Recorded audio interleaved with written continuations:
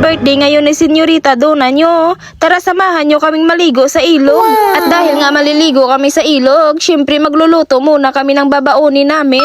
At sa mga oras nga na to, is kakagising lang namin ni Taklong nyo. Mga alas 8 na pala to ng umaga. At si Senyorita Dona nyo naman, is tulog na tulog pa. At dahil nga birthday niya ngayon, hayaan muna natin siya mag-beauty rest. Aba, beauty rest.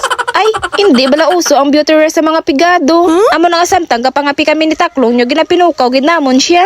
At pagkatapos ko nga magkape, inasikaso ko na rin tong mga bagungon. Bagungon ang tawag dito sa amin, ewan ko sa inyo anong tawag. Diyan pakicomment nga sa baba para malaman ko din.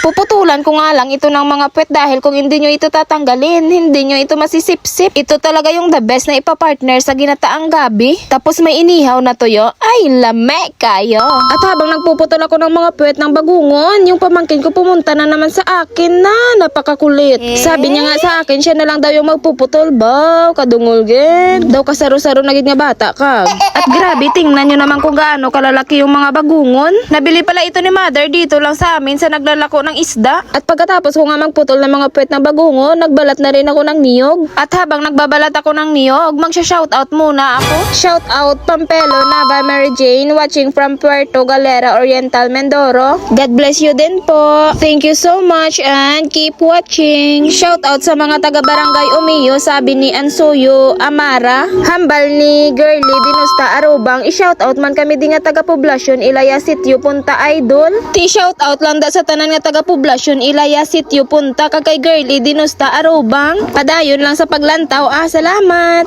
And shoutout kay Nengski Kayakar Tayos, Ping Probinsya TV. Hambal niya shoutout Madam na Rayna. Baw, Rayna na Madam pa. Badudamo lang kwarta ino. Balaan ko vlogger ka man ti shoutout man ko dabi sa next video mo oh. Shoutout Alaban Hermes Arsoa from Boracay. Shoutout din kay Oktobre 23 from Riyadh. Richard Diximo from Puerto Princesa City, Palawan. At dahil nga sobrang tagal ko dito sa pagbabalat ng niyog, tinawag ko na lang si Taklong. Hindi ko na carry dahil sobrang tigas. At nang matapos niya itong balatan, siya na rin yung nagbukas at nagkayod nito. Di ko na nga lang na videohan dahil may ginagawa rin ako. At sa puntong ito, nagising na si Senyorita Dona nyo. At dahil porket birthday niya, hindi natin siya uutusan. At dito nga inutusan ko siya na magpaapoy, pero tingnan nyo naman oh, ini-stress na naman siya ng pamangkin namin. At pagkatapos niya magpaapoy sa kabila, dito na rin siya sa kabila. Dahil nga magpapakulo siya ng tubig dahil sa kakatayin na manok. Yan, dapat ganyan, magtrabaho ka dahil birthday mo at handa mo ito. At hinugasan ko na nga rin itong mga bagungon.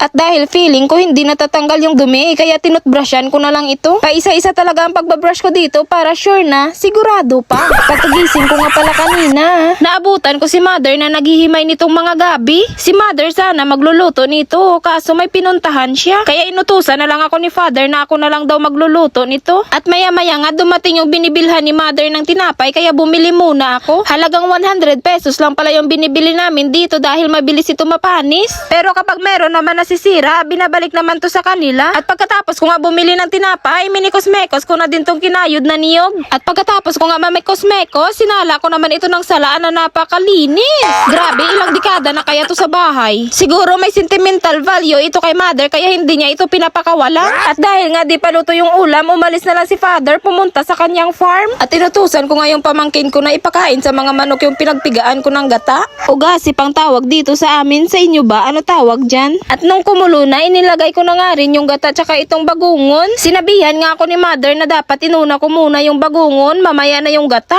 Paano yan? Nalagay ko na lahat, wala na tayong magagawa.